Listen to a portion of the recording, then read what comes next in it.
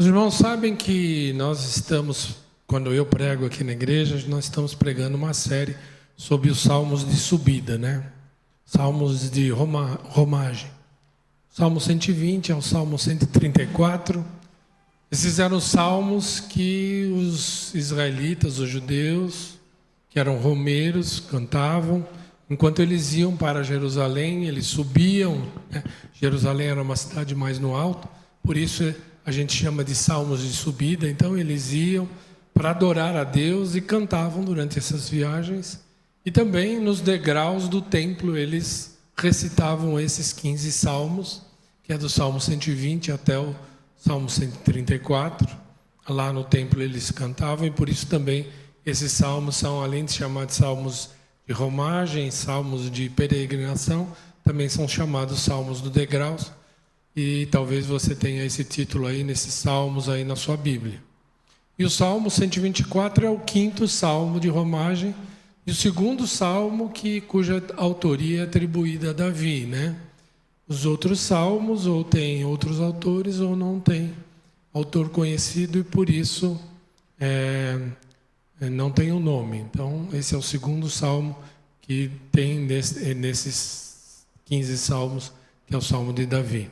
Vou pedir para alguém puder dar um jeito ali na bateria que está reverberando, puder não atrapalhar os irmãos aí o som. Quando eu estou falando um pouco mais grave hoje, fica ruim para os irmãos. Então vamos ler o Salmo. Você pode acompanhar comigo a leitura ali na tela, aqueles que conseguirem enxergar, senão você escuta a leitura do Salmo.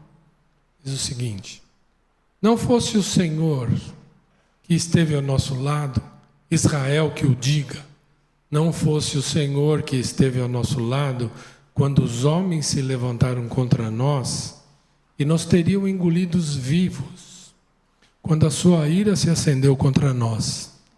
As águas nos teriam submergido, e sobre a nossa alma teria passado a torrente. As águas impetuosas teriam passado sobre a nossa alma. Bendito o Senhor, que não nos deu por presa aos dentes deles. Salvou-se a nossa alma como um pássaro do laço dos passarinheiros. Quebrou-se o laço e nós nos vimos livres. O nosso socorro está em o nome do Senhor, Criador do céu e da terra. Quantas vezes você já parou para pensar e refletir sobre situações na sua vida em que Deus te livrou do perigo? Momentos em que você parou e pensou assim: isso foi um milagre. Quantas vezes você já teve essa experiência na vida? Eu, no grupo de WhatsApp da igreja, eu convidei pelo WhatsApp aqueles que tivessem um testemunho de livramento de Deus, que se apresentasse e contasse a história, né? Um testemunho para a nossa edificação. Mas ninguém se manifestou. Minha ideia era ter 10 minutos de palavra e ouvir vários testemunhos, que eu creio que a nossa igreja ia ser muito edificada. Mas ninguém se apresentou, ou por vergonha, ou por falta de costume, porque a nossa igreja não tem costume de franquear testemunhos, né? Diferente da Igreja Universal, onde toda a pregação é baseada em testemunho. E o testemunho, ele motiva outras pessoas, por isso nós temos que praticar o testemunho. Mas ninguém se manifestou para testemunhar. Quem sabe da próxima vez, né? Então, se ninguém se manifestou, minha pregação, que era de 10 minutos, vai ser de 30 agora. Vocês perderam um pouco com isso, né? O Salmo 124 é um convite para que façamos exatamente isso, né? Reconhecer que se não fosse a intervenção de Deus, estaríamos perdidos. Se não fosse Deus, nós estaríamos perdidos. Davi, ao compor esse salmo, ele exorta o povo de Israel a lembrar-se dos livramentos divinos em meio às adversidades da vida. Esse é o intuito de Davi, porque na verdade o salmo, quando ele faz esse salmo, Na verdade, ele está testemunhando livramentos que Deus deu à igreja e livramentos à igreja, a Israel, e livramentos alguns que ele mesmo presenciou na vida dele. Mas ele testifica coisas que ele ouviu, que ele soube, que ele viveu, histórias que foram contadas a ele e momentos que ele mesmo passou. E como eu falei em outras pregações, cada um dos salmos de subida, nós como crente, também estamos numa jornada. Estamos também como romeiros, como peregrinos, numa jornada de fé, rumo à maturidade, rumo à comunhão mais incisiva com o Senhor. É isso que nós fomos colocados. Aliás, a aula do Marcos hoje da IBD falou exatamente sobre isso, que após a conversão, após a fé, há um discernimento sobre a necessidade de santificação. Se os irmãos conseguirem melhorar aí o som, né? Deixar um pouquinho mais agudo, menos grave, vai ficar melhor. E nessa jornada rumo à comunhão com Deus, certamente eu e você passamos por perigos físicos, emocionais, perigos espirituais, e buscamos a Deus num mundo totalmente adverso a nós mesmos. Cada um de vocês, na sua jornada de comunhão com Deus, na sua jornada de fé, vive a adversidade causada pelo mundo. Aliás, quando o irmão Severino veio orar aqui, ele orou pela esposa, pela Dodô, que está muito difícil a vida que ela está passando lá no trabalho dela, né? Então nós cantamos cânticos de vitória no mundo que quer nos derrotar.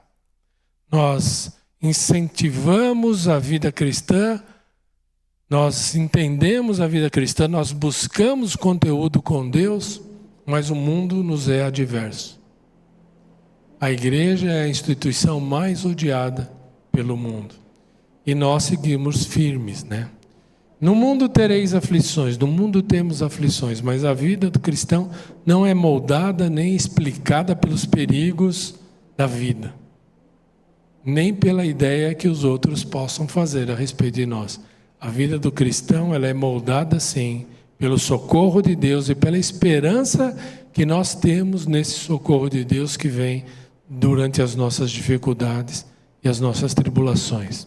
É importante, você e eu sabemos, que há tribulação, mesmo para aqueles que são convertidos. Nós não pregamos aqui a teologia da prosperidade, de que tudo vai ser solucionado a partir do momento que você entrega a sua vida a Jesus Cristo. É importante você saber, nós sabermos, que as tribulações fazem parte da nossa vida. E, entretanto, o que o Salmo 124 nos traz é uma palavra para que a gente não perca a esperança diante dessas adversidades. Que a gente não desanime, não esmoreça, não sucumba diante dos desafios que a vida propõe a cada um de nós. Deus há de trazer livramentos para nós em quaisquer circunstâncias que se colocarem em nosso caminho. Deus há de nos ajudar a vencer cada obstáculo que aparecer na nossa vida. Isso é o que nos ensina o Salmo 124. Então hoje eu quero guiar os irmãos nesse pensamento desse Salmo, guiar os irmãos a meditar sobre o Salmo, o que ele nos ensina a respeito da proteção, a respeito do livramento e a respeito da fidelidade de Deus. Esse Salmo ele nos convida a reconhecer esse livramento de Deus, né? Não importa quão desesperadora a situação, quando Deus está ao nosso lado, Ele transforma, derrota em vitória, e assim a nossa confiança deve estar exclusivamente nele, né? Então vamos ao texto. Primeiro versículo 1 e 2 diz o seguinte: não fosse o Senhor que esteve ao nosso lado, Israel que o diga, não fosse o Senhor que esteve ao nosso lado quando os homens se levantaram contra nós. Davi começa o salmo com uma declaração condicional: se não fosse o Senhor. Então ele já coloca e já nos dá o parâmetro de que tudo que vier a ser dito posterior a isso está baseado no fato de que o Senhor é o agente e não nós mesmos, que nós devemos reconhecer essa proteção de Deus, que ela não vem da nossa força, da nossa inteligência, das nossas estratégias, das nossas competências, mas ela vem do Senhor, se não fosse o Senhor.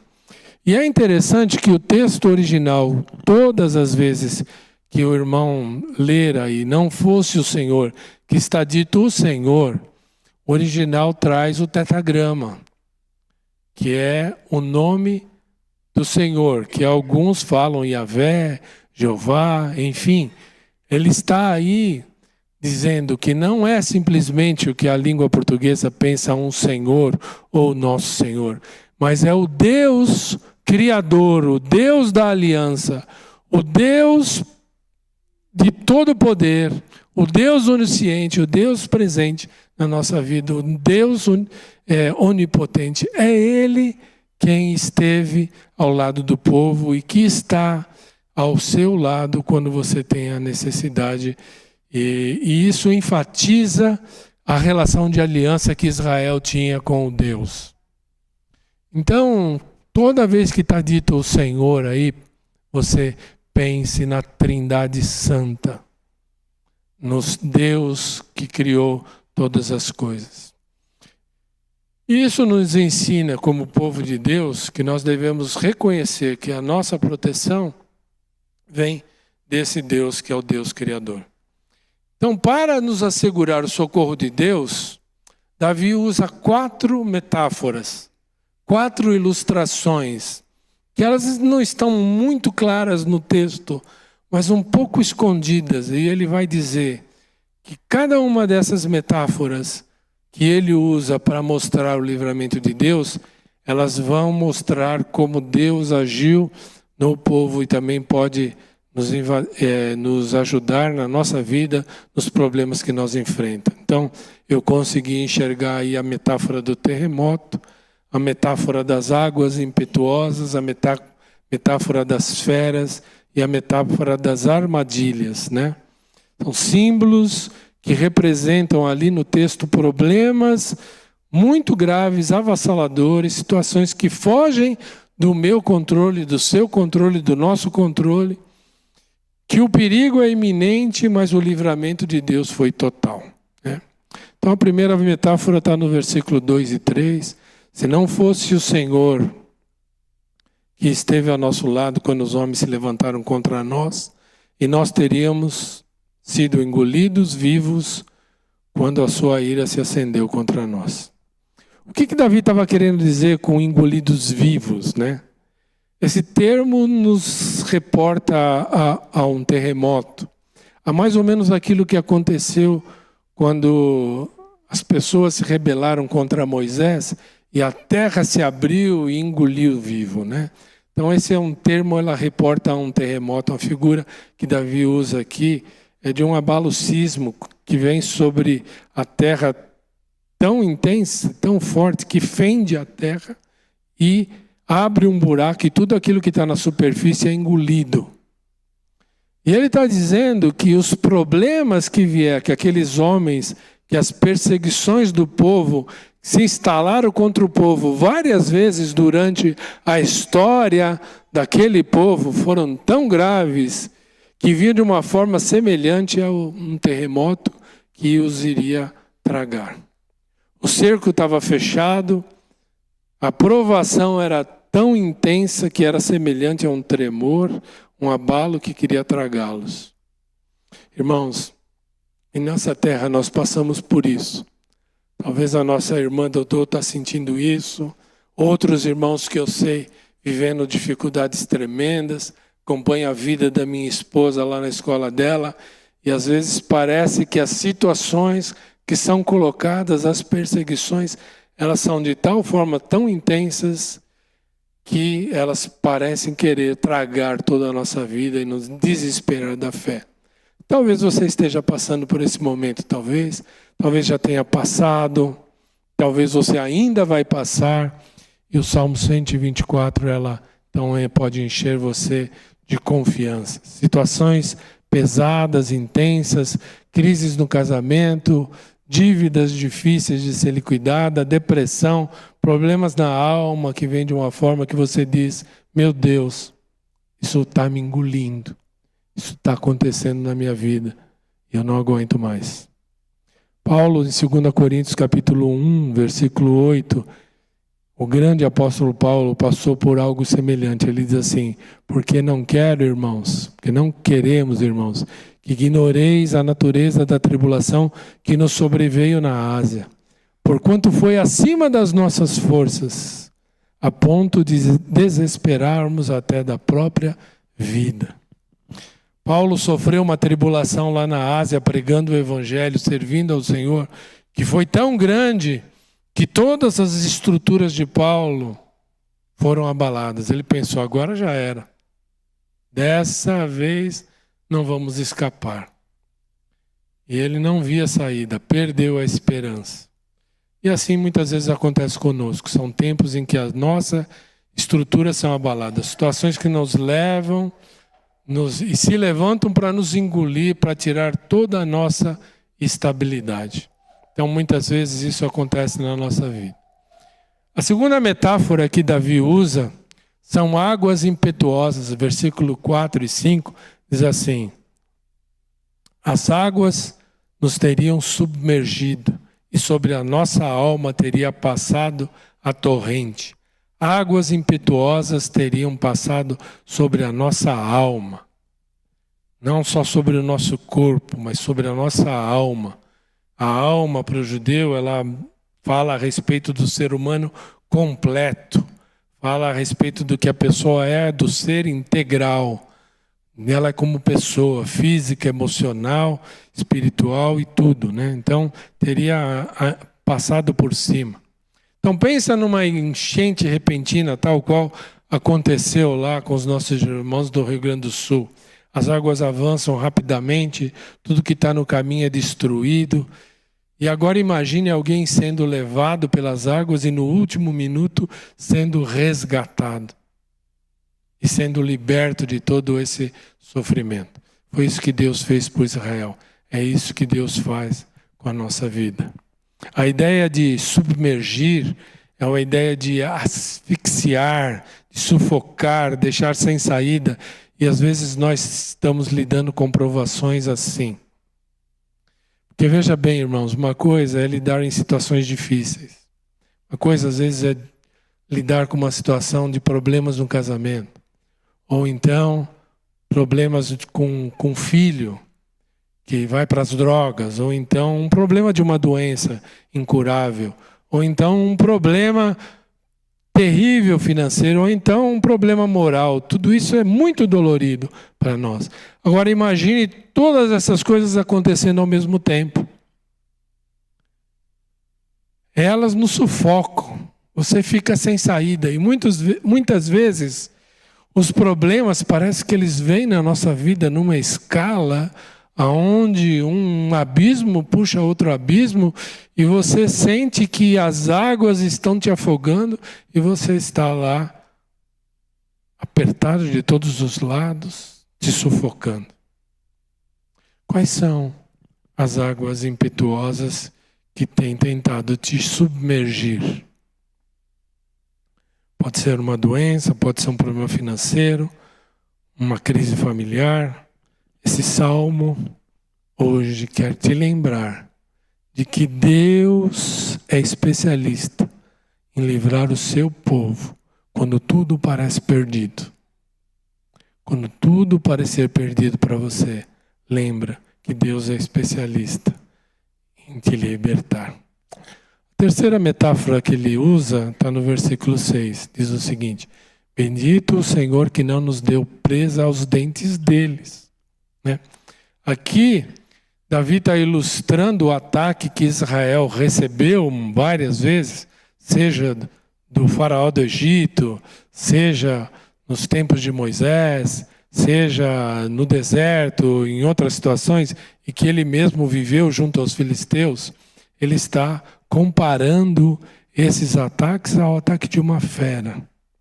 A figura aqui é de um leão, de um tigre, de uma fera que tem os seus dentes para abocanhar e devorar, querendo tragar, querendo devorar. Ele compara os inimigos a leões e as feras. Talvez você já tenha assistido, vocês já assistiram algumas vezes, talvez no Discovery Channel, a savana africana, onde o leão persegue, ele fica na espreita esperando passar um cervo ou uma zebra, e ele fica na espreita, e quando ela passa perto, às vezes sozinha do seu bando, às vezes até um animal de porte maior, né? Ele vai e mete a boca no pescoço e asfixia a presa, e ela morre asfixiada, e depois então ele come a sua presa. E quando um animal desse, um leão desse, ou um tigre, ou um animal pega no pescoço e asfixia, ele mata, e uma vez que o leão avança sobre a presa e abocanha, já era. Dali, ele nunca mais vai sair. Irmãos, nós estamos no mundo cercado de feras, cercado por feras de todas as partes. Você tem que entender, uma coisa que eu já falei hoje, que a igreja e os filhos de Deus são a instituição mais odiada. É a igreja. A instituição que o mundo mais odeia na face da terra é a igreja. E esse mundo não é amigável a você. Ele não é amigável a nós. Se você se manifestar como cristão em qualquer ambiente e falar assim, eu sou crente, eu acredito nas coisas da Bíblia, não vai esperar que as pessoas vão bater palma para você. Pode ser até que elas batam palma para você, mas no íntimo você não está agradando. Porque durante toda a história da igreja, a gente percebe que a igreja ela é perseguida. Então nós estamos cercados de inimigos, de caluniadores, perseguidores, que querem o mal da igreja, que querem o nosso mal. As leis, Marcos falou sobre isso na IBD, atualmente são criadas para refletir um pensamento totalmente contrário àquilo que os conservadores e a fé cristã pensam. Esse mundo é hostil a nós, meus irmãos. Então, nós estamos cercados de inimigos que querem nos ferir. Mas aqui o problema não é só físico, né? O problema não é só natural. Também aponta para o inimigo espiritual. 1 Pedro 5,8 diz o seguinte: sede sóbrios e vigilantes. O diabo, o adversário, como leão que ruge, procurando alguém para devorar.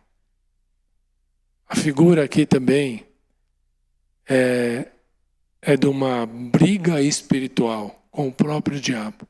Ainda que as pessoas de carne e osso não busquem o seu mal, o Satanás, o diabo, vai dar um jeito de tentar fazer da sua vida um inferno aonde você andar. Você está no meio de uma guerra espiritual, não se engane. A nossa luta não é só física, não é só terreno, não é só com remédios que nós lutamos, com promissórias, com duplicatas, não só com cirurgias, não só com processos. Há um inimigo espiritual invisível e ele está andando ao derredor, procurando uma brecha para devorar, dar o bote e atacá-lo. A quarta metáfora e última que eu enxergo nesse texto, que Davi usa para mostrar o livramento de Deus, está no versículo 7. Ele diz assim: salvou-se a nossa alma como um pássaro do laço dos passarinheiros. Quebrou-se o laço e nós nos vimos livres. O que Davi está querendo dizer com laços do passarinheiro? Isso é uma ilustração de uma armadilha, uma arapuca, de um passarinheiro, para que o pássaro fosse seduzido na arapuca e seja caçado, laçado. Uma uma armadilha, né, que era feita. E Davi usa não só aqui, como em outros textos, essa imagem dessa armadilha. E a armadilha faz você lembrar o quê? Ciladas, né? Às vezes pessoas preparam ciladas para a sua vida. Não é muito comum, mas às vezes algumas pessoas com as quais você convive, elas preparam ciladas para você. Não pode acontecer.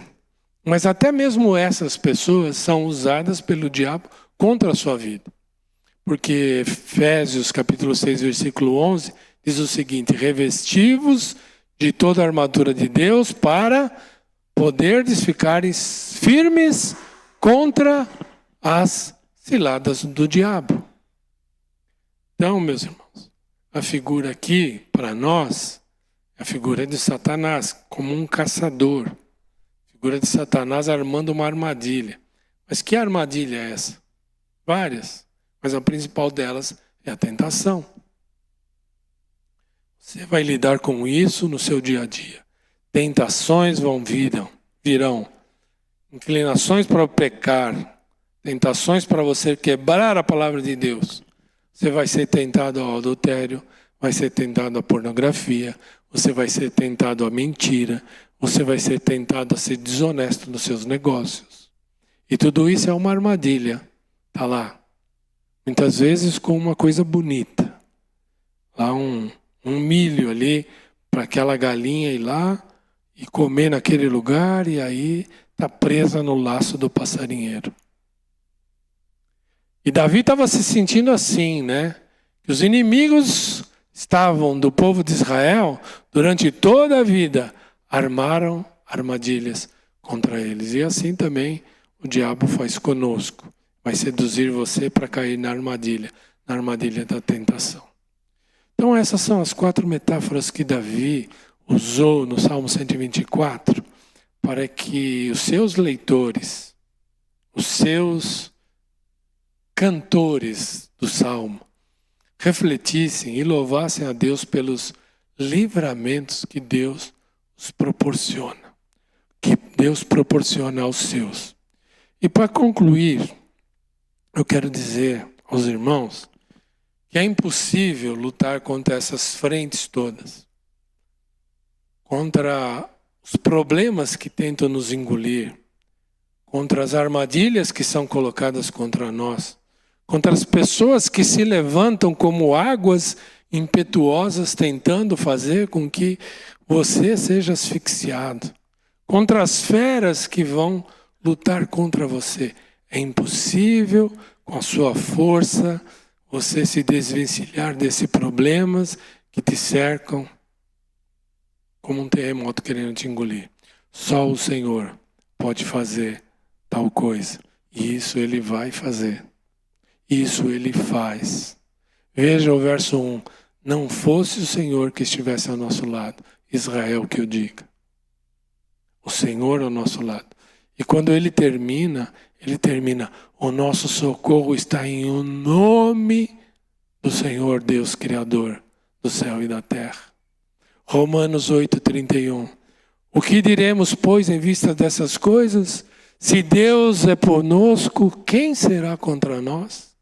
Ninguém poderá ser contra nós. Então, irmãos, nós temos a certeza de que vamos passar por essas tribulações, algumas delas tremendas, algumas delas a ponto de trazer desesperança na nossa vida, a ponto de você olhar e falar assim, é o fim, a ponto de querer morrer. Eu vivi um tempo assim na minha vida e não vejo milagre, e vejo milagre na mão de Deus de estar aqui hoje, em comunhão com Ele. Caí em armadilhas, fui afogado, problemas mil. Minha família sabe, minha sogra sabe. Um dia, quem sabe, conto em detalhes algumas coisas, já fui contando. Mas eu tenho na certeza que Deus está com você, que Deus é por você. Ele é a garantia de que venha o que vier, você vencerá. Eu não sei o que te aguarda, eu não sei o que me aguarda, Mas uma coisa eu sei, Deus está do seu lado e você não vai ser abalado. Pode sofrer temporariamente o dano, porque muitos homens de Deus que tiveram a sua fé totalmente colocada na vida do Senhor, sofreram temporariamente danos, às vezes alguns deles irreparáveis, mas a sua fé não foi abalada. E o Senhor tem guardado coisas preciosas para essas pessoas. Algumas foram cerradas ao meio, outras queimaram nas arenas, mas mantiveram a fé. E o Senhor tem um lugar de honra guardado por eles. Então, se você está passando por dificuldade, Senhor, confie no Senhor. Confie que a tua vida está continuamente, porque se não fosse o Senhor que esteve ao nosso lado, no original do hebraico, esse esteve ao nosso lado é uma ação contínua. Deus esteve no passado e estava no momento em que Davi escreveu o Salmo e sempre estará. Deus está do seu lado, Deus vai estar com você. Ele vai passar no vale da sombra da morte com você. Então, se você é um dos filhos do Senhor, que faz parte do povo de Deus, pode crer no socorro, nas suas maiores dificuldades. Pode sofrer o dano temporário, mas Deus está cuidando e vai cuidar de todo o processo para o nosso bem. Para o nosso bem. Ainda que a gente tenha dificuldade de enxergar. Por isso, meu irmão, não temas. O Senhor está ao seu lado. O Senhor é com você. Você não precisa ter medo. Você pode enfrentar a tua segunda-feira. Na escola, no trabalho, na família, aonde você andar. Com seus problemas, que Deus vai estar com você. Amém?